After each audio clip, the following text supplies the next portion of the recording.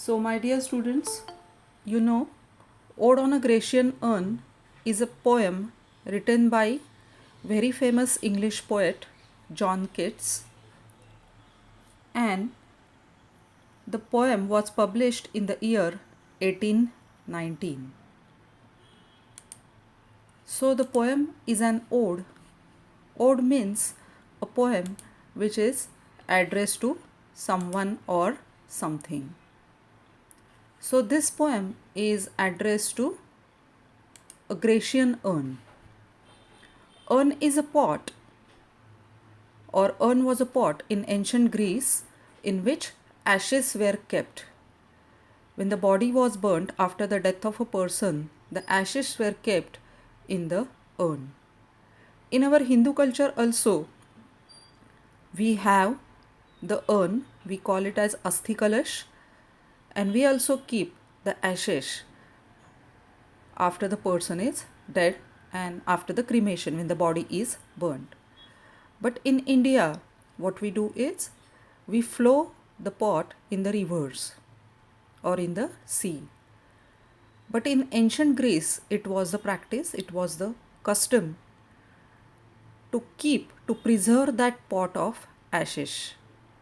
Okay, so this poem is addressed to the urn. And there was once again a practice to decorate those urns.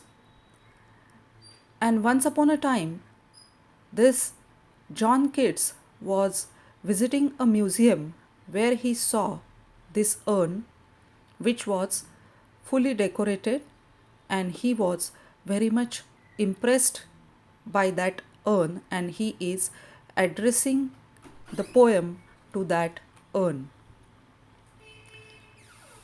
As I said earlier, the poem was published in 1819. It is a bit difficult poem and mysterious poem. It's not easy to understand because the question arises in the minds of everyone: how can one address a poem to a urn? It's okay that poem is written about a bird, the poem is addressed to a lady, but how someone can address a poem to the urn, and that too the urn in the Greece. There are various themes, my dear students, in this poem, but the important theme in this poem is that truth is beauty and beauty is truth. As you all know, the urn was decorated. The urn had various pictures, various carvings on it. Okay, uh, and the urn was very much attractive and fascinating for the viewers. Okay, so let us read the poem from the beginning. Thou still unravished bride of quietness, thou foster child of silence and slow time. The speaker is addressing to the urn. He is calling the urn as a bride. Whose bride? It is, urn is the bride of quietness. Urn is the bride of silence. As you see in the second line, he is calling the urn as the foster child, as an adopted child of silence and slow time. So, who are the parents of the urn? They are silence and slow time. And unravished bride, that is, she is maiden girl, she is unused bride. Sylvan historians who can't thus express a flowery tale more sweetly than our rhyme. So here poet is posing the question that who can picturize, who can present the history more beautifully, because it is depicting various scenes, and here he is saying that The poet depicts the flowery tales more sweetly on the urn than the historian. What leaf-fringed legend haunts about thy shape, of deities or mortals or of both, in Tempe or the dells of Arcady? What leaf-fringed legends? There are various legends which are carved on the body of the urn, around the body of the urn. There are pictures of deities, there are pictures of mortals, that is human beings, or sometimes both, that is human beings and the gods. Both are carved on the body of the urn. So, what gods and men symbolize? Gods symbolize immortality and men symbolize mortality. Men are mortal, they have got an end. The same thing is symbolized here by the urn or the ashes in the urn, that they symbolize that the human body has got an end, but on the contrary, whatever arts they are depicted on the body of the urn, that is carvings, paintings, they are immortal. And what we can preserve in the art is the beauty. As arts are immortal, as arts are permanent, similarly, the beauty in the art is also permanent, it is also immortal.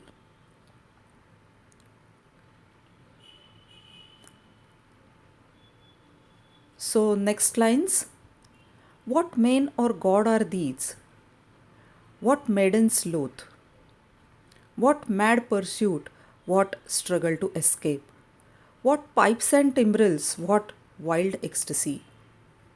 Pipes and timbrels here instrument, one more art, that is music. So pipes are the instruments which are blown, air is blown into that and they create a beautiful music.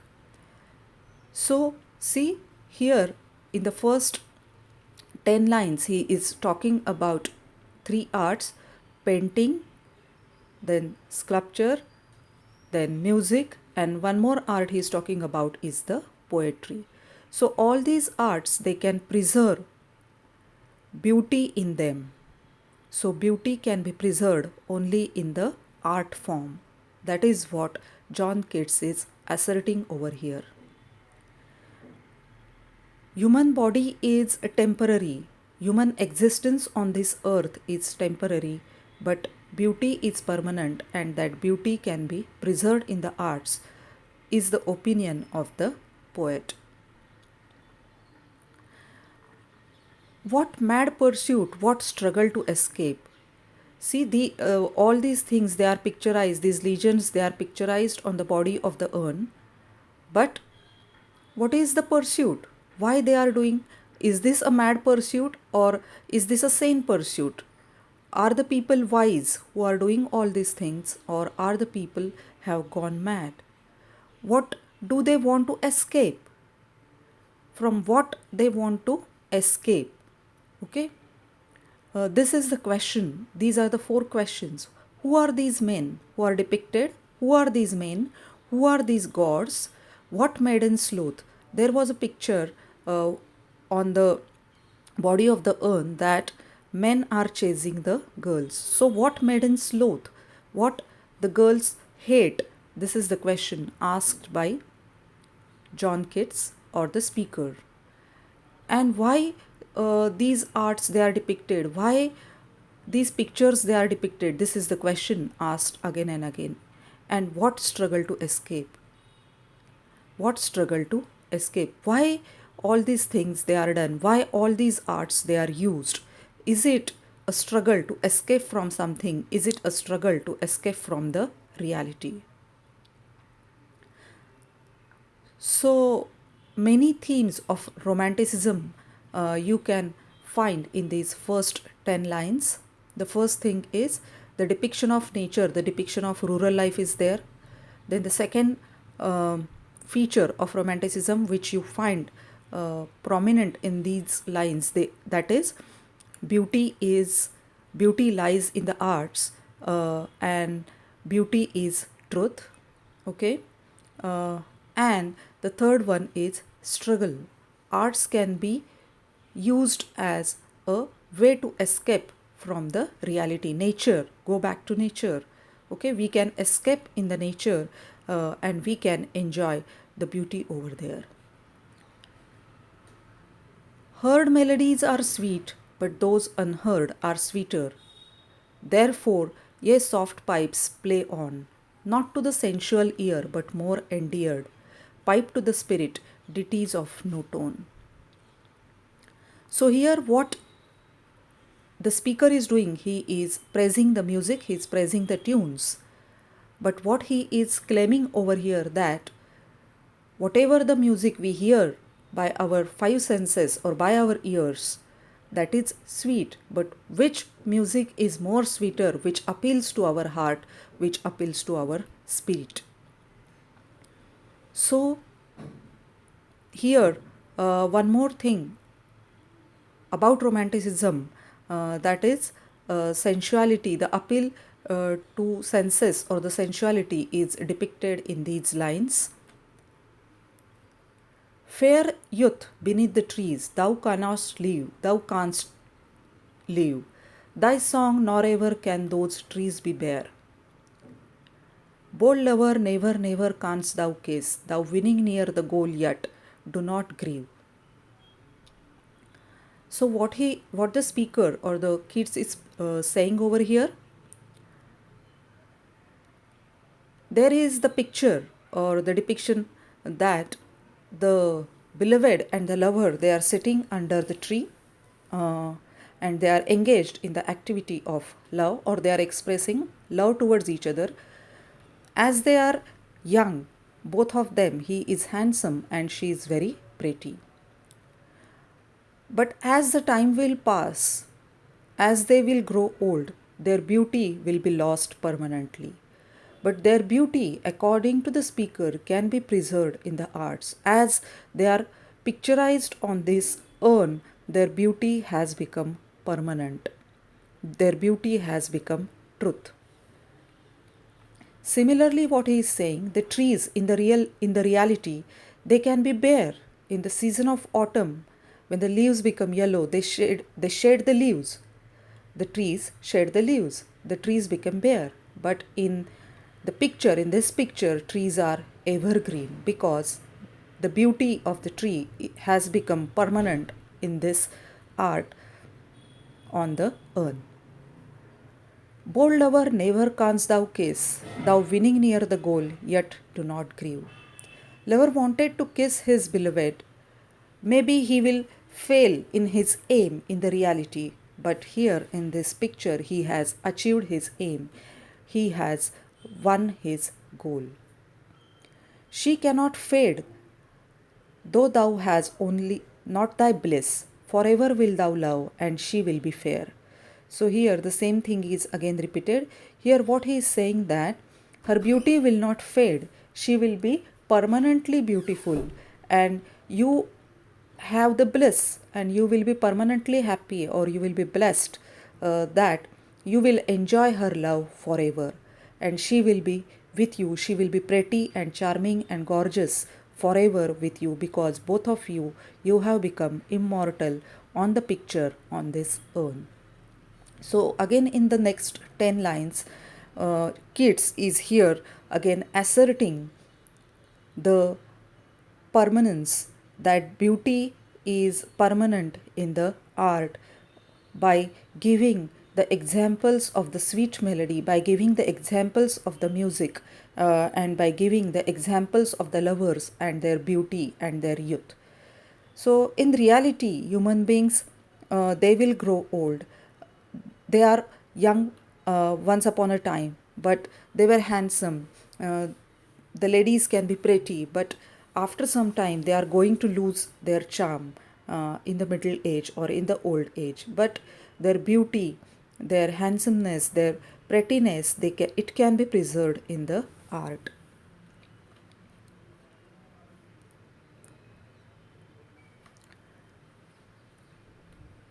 Okay, so spring season, about the trees, what he's saying, spring season can be permanently preserved in the art. See here what he is saying in the next 10 lines. A happy, happy bows that cannot shade your leaves, nor ever bid the spring adieu. To bid adieu is to say goodbye. Okay, so spring season is permanently painted on this urn.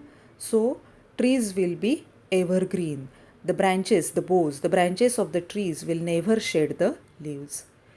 And happy melodist unvaried, forever piping songs forever new. The speaker then returns to the piper. Okay, he is tirelessly playing the music on his musical instrument. In reality, what will happen after some time? The musician will be tired and he will stop playing the music.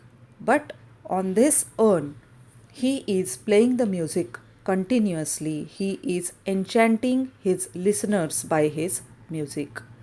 More happy love, more happy, happy love. Forever warm and still be enjoyed. Forever panting and forever young. In reality, love cannot be enjoyed forever. Whenever couples are young, then only they can enjoy the warmth of the love.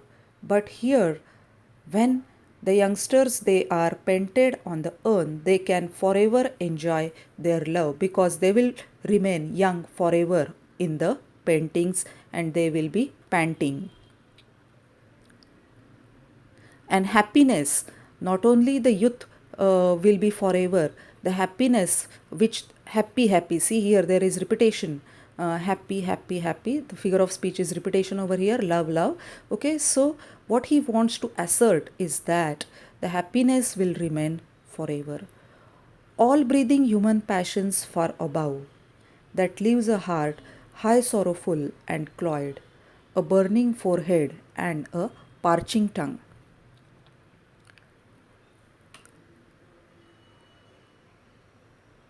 The figures on the urn will always be happy,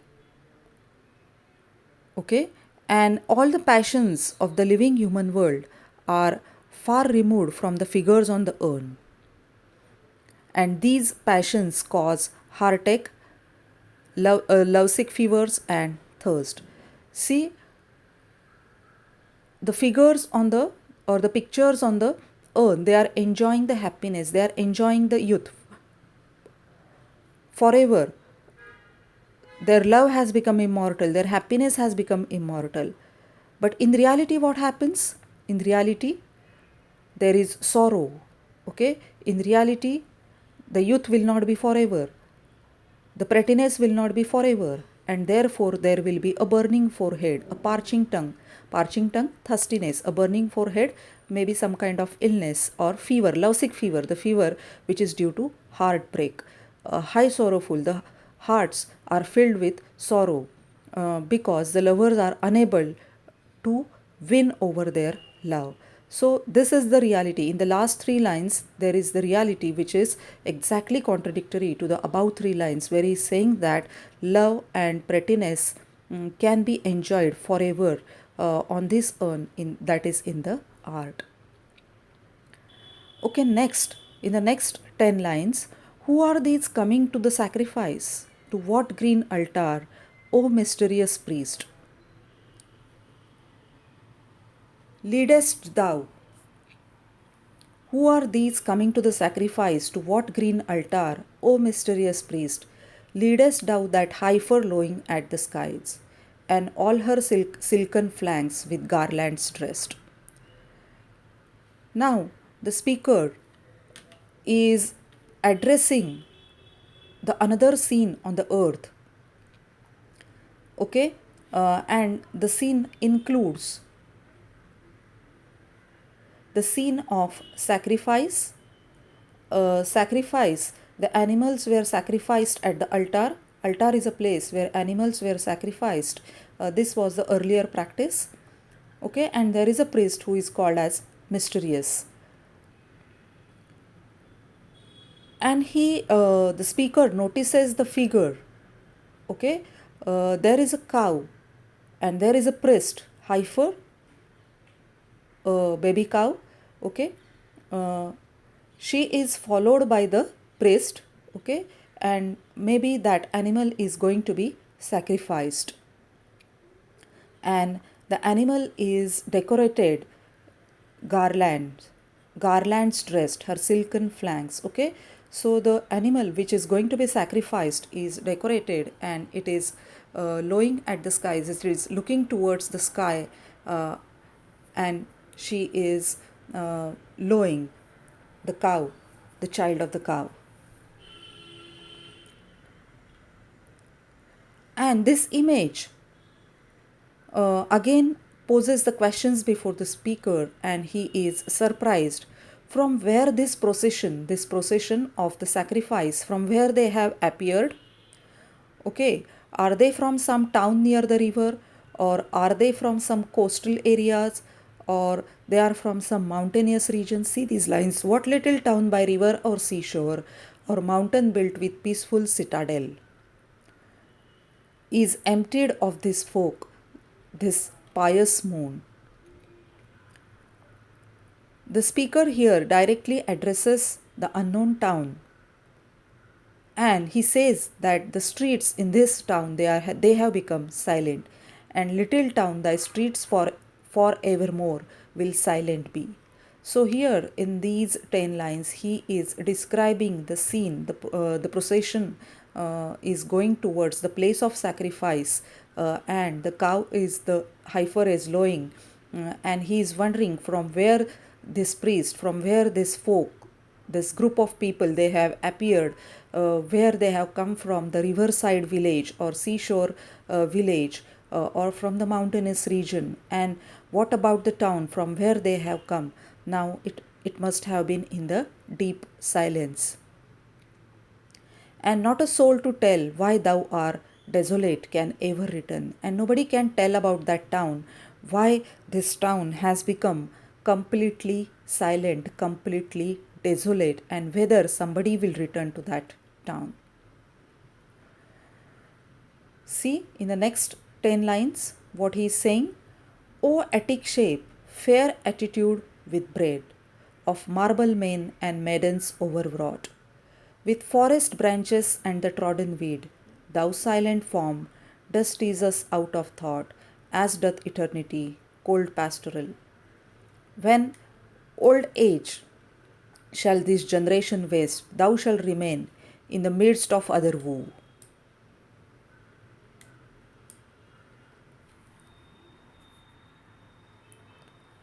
Than ours, a friend to man, to whom thou sayest, beauty is truth, truth beauty, that is all you know on earth, and all ye need to know. Okay, in these last 10 lines, what he is saying is that, O Attic shape, fair attitude. See the last two lines: beauty is truth, truth is beauty, that is all you know on earth, and all you need to know. This is the main theme of this poem, about which he is explaining by giving various examples, by giving various describing various pictures and various shapes which have been painted, which have been decorated. The urn is decorated with all these paintings. So here what he is saying is that, O Attic shape, fair attitude of marble mane and maidens overwrought. So what is the urn decorated with? Men and maidens with forest branches. See the pictures of forest, the pictures of men, maidens, young girls, the trodden weed, the grassland. Thou silent form dost tease us out of thought, as doth eternity. See, urn is silent because it is containing the ashes of the dead person. Okay, and what he is saying over here, it is teasing us. It is teasing us means it is provoking us to think. It is provoking us to think about the eternity, the permanence, how one can become permanent, because body is mortal. When old age shall this generation waste, thou shalt remain. When nobody will be there, when everyone will have become dead. Nobody will remain. And in the midst of other woe than ours, a friend to a man to whom thou sayest, and the urn will be there forever when nobody from this generation will be there, all will have become dead. And the speaker will be telling the people that beauty is truth, truth is beauty. That is all you know on earth and all you need to know. The urn here or the speaker here, what is the message given by this? Beauty and truth are one and the same. And we can preserve the beauty in the arts, and the truth only lies in the beauty. And the people on the earth, this is the ultimate truth which people on the earth should know. So, my dear students, this is the poem Ode on a Grecian Urn. So, in this poem, he is talking about mortality, immortality. They are juxtaposed in front of each other. Human beings are mortal, and the art, the beauty, and the truth, they are immortal. Urn symbolizes at the same time the mortality and the immortality. So he is talking about art, beauty, and truth in this poem. He is also talking about history and the imagination when he is talking about the Sylvan historians. Here he wants to assert that poetry is the superior form than that of the history, because poetry is the product of imagination, and history records facts, and history has got its own limits, but imagination is unlimited and it can reveal the facts in a hidden way, and therefore poetry is the superior form. So I hope you have understood this poem Ode on a Grecian Urn. In our next lecture, we will discuss about the form that is ode. So, thank you.